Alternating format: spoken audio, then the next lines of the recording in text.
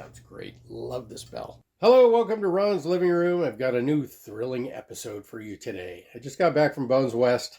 I decided to take out the that 1925 King Orchestra bell, you know, the model 1111, which you'll see right here, this one right here, that beautiful counterweight. Now, I added this counterweight. I happen to have an extra 3-piece HNY counterweight with me, but yeah, otherwise it just came with the brace and this thing on top.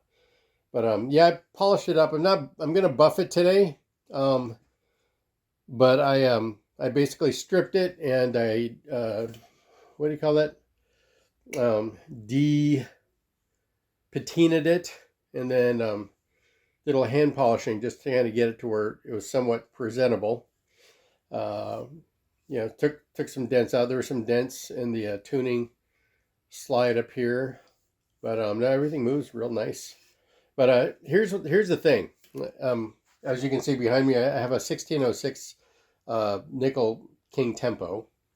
The original slide that comes with that, the braces were split down here, so I just put some tape over it to kind of hold it together. But the structural integrity has been compromised with these, because the two tubes move a little too easily.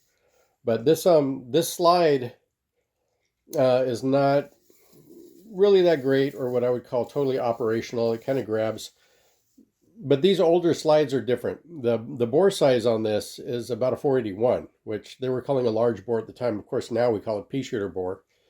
But if you can look here, look at the gap here between the inner slide and the outer slide. That's pretty huge. You can even see it down here. These are very large gaps. And then we get down to the bottom here, and this is back in the day when they were soldering the sleeves onto the tube, so there's an edge here. Now even with this, like sleeve to slide, there's still a pretty, you can see a lot of black area in there, still a big gap. Now, as far as I know, this is correct. Now, I have an old Holton Revelation. And the Holton Revelation and the Holton Special, those were the first two trombones that Holton had made when he started his company. And the very similar situation where the outer slide is much wider than the inner slide. I mean, look at that. That is a massive gap.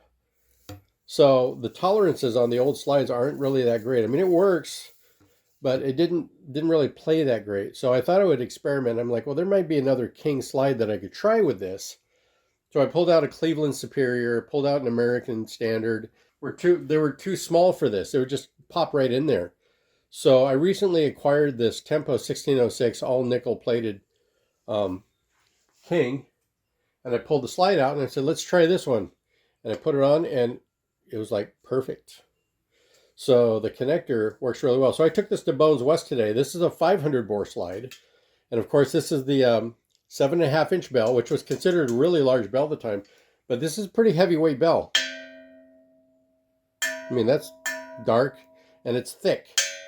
Now, the whole bell is about 1 pound, 12 ounces, which isn't that heavy. That bell right there is 1 pound, 14 ounces. So it's a little heavier. But for the day, this is pretty heavyweight bell because they weren't making bells this heavy. Here's the problem though. When I use this slide, here look. When I use this slide, it's not long enough. So let me put this right up against here. I'm going to match these two pieces right here, and then we'll come down to the bottom. And you can see the original slide is much longer. Okay, and it's a little bit wider. So when I played this, the 1925 King Bell, when I played this with this slide, I had to pull it out. As you might have seen in the pictures on my Facebook page, I had to pull it out about that much right there to get it in tune. It's really a very responsive bell. It's nice and solid. Now, the other thing to look at this flare. Look how broad this, it looks like a York.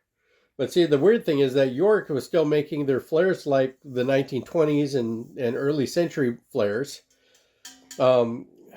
I'm hypothesizing. I don't have any factual information to justify what I'm about to say.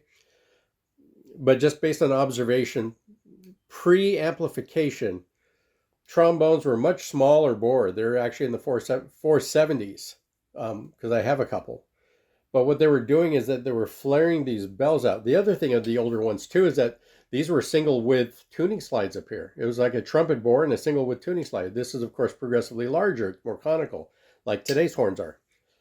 But they were making these broad flared bells back then because they projected. There wasn't any amplification. Most of their ensembles were outdoors, either small ensembles or large ensembles. But having this larger conical flare, kind of like on a flugelhorn or euphonium, actually helped it produce more volume. And then with less of a edge on this, less of a flare here. Okay, so what do you call this? A taper? This is the taper. This is the flare, the bell flare. This is shorter than modern bells. So if you look at this one, yeah, look at that. See? The taper doesn't broaden until it gets down near the flare. Here it's broadening a lot earlier. So this produces a little tighter sound, a little brighter and tighter sound. And the wider bell actually helps with the volume too as well. But it doesn't give it that dark throaty sound that they were looking for back in the day. Now I've got another King Tempo, not the nickel one like this. I've got a brass one, a 606. I'm probably going to go ahead and Frankenstein that slide with this horn. I'll see what I can do with the original slide, but it's just not great. It's very old. This is 100 years old. This bell, that slide is 100 years old. 1925, 2025. So, wrap your noggin around that one. It's old. Anyway, but this bell was a pleasure to play today. It had such a nice dark sound because of its taper, because of the broadening taper, the density of the bell. And of course, having a 500 bore slide just really, really made it sound pretty good.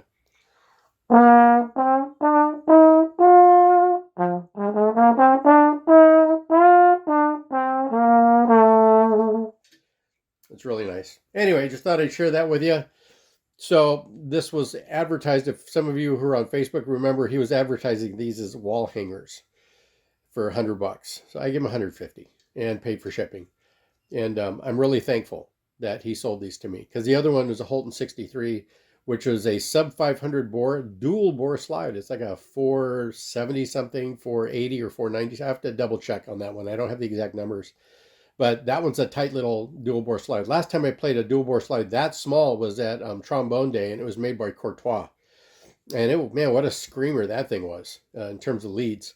Okay, so here's the original slide on this horn. Of course, I could put the tuning slide all the way back in.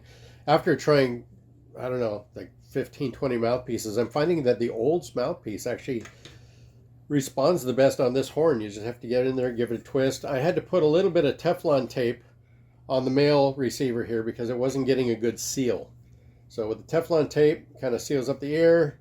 I changed out I didn't change out the water key, but it's kind of, the alignment's kind of funky on that. It's like way up at the top there. But here's what the original slide sound, and this one's just not, I mean, it moves.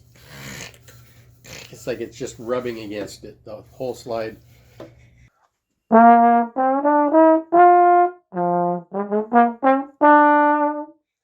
Anyway, okay, so that's it. Now it's really the end of this episode, and I want to wish you well, and thanks for watching. Okay, bye.